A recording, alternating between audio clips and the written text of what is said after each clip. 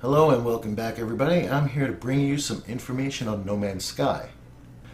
Earlier today, Sean Murray released a tweet mentioning that he's got some information on the first of No Man's Sky's updates, and it's going to be available for everybody on launch. This update is 1.03, and he goes into a list of details on what exactly is in this update here. He also mentions that for 99.9% of people, all we're going to have to do is install the update before we begin to play. This is because there are some folks out there that have gotten early copies of the game, but he does relay information to them as well on how they can work with the update, but they're going to kind of have to lose their save games. He says that for those with an early copy, their save game will technically work post-update, but they'll miss out on all the new content from this update, which seems pretty logical to me. They're going to have to delete the save before updating, mentioning that it is highly recommended deleting your save if you've played before updating your game. And they will not be doing this in the future, but it's a day zero update. And their servers will be wiped on Sunday and again on Monday in the lead up to the launch. Sean does mention that in the list of updates that have been put out there for us to read, there are some spoilers for the game. So just be aware of that. As I go through this list, there are some things in this list we've gotten no information on before. But now we're going to get a little bit more insight onto what is in No Man's Sky, what we have to look forward to, and a lot more information on how the game will be played. So keep that in mind as I move forward here. Let's get to the list of updates. The 3 paths. There are now new unique paths you can follow throughout the game. You must start the game on a fresh save with the patch, as early choices have significant impact on what you see later in the game and the overall experience. The universe. We changed the rules of the universe generation algorithm. Planets have moved, environments have changed biomes, galaxies have altered shape, all to create greater variety earlier. Galaxies are now up to 10 times larger. Diversity. Creatures are now more diverse in terms of ecology and densities on planets. Planets. We've added dead moons, low atmosphere, and extreme hazardous planets. Extreme hazards include blizzards and dust storms. Atmosphere. Space, nighttime, and day skies are now 4 times more varied due to new atmospheric system, which refracts light more accurately to allow for more intense sunsets. Planet rotation. Playtesting has made it obvious people are struggling to adjust to this during play, so its effects have been reduced further. Terrain generation. Caves up to 128 meters tall are now possible. Geometric anomalies have been added. Underwater erosion now leads to more interesting seabeds. Ship diversity. A wider variety of ships appear per star system and are available to purchase. Cargo and installed technologies now vary more, and ships have more unique attributes. Inventory.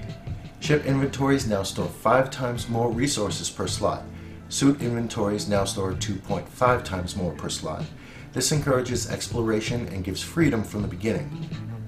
Trading.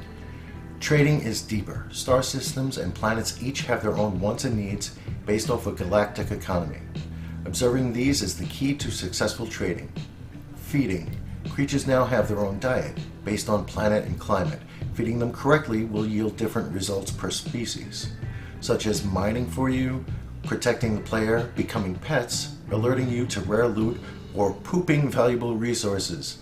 Now, I know a lot of people have been wondering about the whole idea of feeding the animals, which I think is really great, that you'll be able to, say, get a pet, and it seems logical you'll get an animal to protect you if you feed them correctly and tend to them as you would a nice pet. I just find it real interesting that you'll find animals that can do some mining for you. I'm imagining what kind of animals there are that can mine for you, and the idea of pooping out valuable resources is hilarious. Absolutely hilarious. I will love following an animal just to scoop up its shit. I think it'll be great. Survival. Recharging hazard protection requires rare resources, making shielding shards useful again. Storms can be deadly. Hazard protection and suit upgrades have been added. Liquids are often more dangerous. Graphical effects. Lighting and texture resolutions have been improved. Shadow quality is doubled. Temporal AA didn't make it in time, but it's so close. So it's something that they're working towards, that they're going to make the actual visuals in the game even better. Now, from some of the latest videos I've seen, they look pretty good, but the fact that they're working at making them even better is great. Balancing. Several hundred upgrades have had stat changes, mainly exosuit and ship, but also weapon. New upgrades have been added. Combat. Auto aim and weapon aim has been completely rewritten to feel more gentle in general, but stickier when you need it. Sentinels now alert each other if they haven't been dealt with quickly. Quad and Walker AI is now much more challenging. Even I struggle with them without a powered up weapon. So the creator of the game has some problems with the Sentinels and their AI, which says a lot to the fact that we're going to have some challenges ahead for us as well. Space combat. Advanced techniques have been introduced, like brake drifting and critical hits. Bounty missions and larger battles will now occur. Pirate frequency has been increased, as well as difficulty depending on your cargo. I love the idea that I've been hearing about bounty missions, and the fact that they're going to be out there is going to be great. It's going to really pique a player's interest to following out one of their three paths, as it were, and having a whole lot of fun with doing more than just exploration and mining. There's going to be a lot more to this game than some people can possibly imagine. I'm looking forward to all of it. Exploits. Infinite warp cell exploit and rare goods trading exploit, among others, have been removed. People using these cheats were ruining the game for themselves, which I believe is true, but people are weird and can't stop themselves. Stability. Foundations for buildings on super large planets. Resolve several low repro crashes, in particular when player warped further than 256 light years in one session, which was only possible due to the warp cell exploit spoken about earlier. Space stations. Interiors are now more varied. Bars, trade rooms, and hydroponic labs have been added.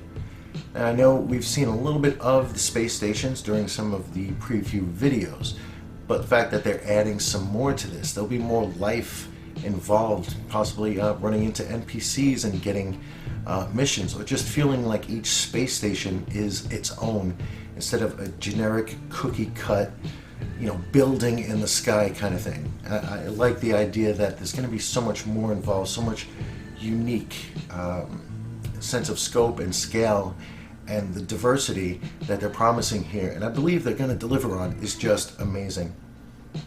Networking. This is a big one. A lot of people concerned about multiplayer here have something to look forward to. Ability to scan star systems other players have discovered on the galactic map, increasing the chance of collision. Star systems discovered by other players appear during galactic map flight, so there will be hints and clues on how to track down and follow and find other players. Now, it's still going to be very, very rare that we can run into each other, considering the size and scope of the game, but the tools are there to use to find each other, if only a little bit at a time, but it's there. Ship scanning. Scanning for points of interest from your ship is now possible. Buildings generate earlier and show up in ship scans. Flying over terrain. Pop-in and shadow artifacts have been reduced. Generation speed has been increased twofold. Planets with large bodies of water will be targeted in the next update. And I know that's been a concern for some players who are much more interested in the graphical aspect of it. Seeing some of the videos where the terrain will just sort of pop in while you're almost on top of it, kind of breaking the illusion. But they're working on fixing that, and they're going to continue working on that, which is great. And lastly, writing. The Atlas path has been rewritten by James Swallow, writer on Deus Ex, and Sean Murray himself. I think it speaks to the overarching theme of player freedom more clearly now. Early mission text has been rewritten to allow for multiple endings. And with all of these updates and the promise of more updates in the future, I can see a great game experience becoming even greater. They're going to add on to it. They're going to expand on what they've already gotten and add on new aspects and just new things to do in the game.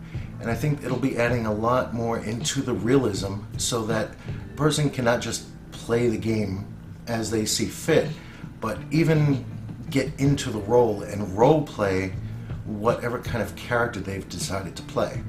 Now, we're just a few days off from the release, PlayStation 4 being the first, and then a few days later we're going to get it for PC. I'm only a little upset about the slight PC delay, but some people have been waiting 3 years. I'm sure 3 extra days is not going to generate any death threats, I hope. We've gone through the death threat scene already, and it was a load of bullshit. I believe we can move on from there. But I'd like to hear what you have to say. Leave comments down below. Tell me what kind of updates were your favorites. What do you wish that they could have done more on, or what you wish they might do more on in the future, and what updates you think might not even be worth mentioning. Just leave a comment, leave a thumbs up if you like the video, and I look forward to seeing you in the next one.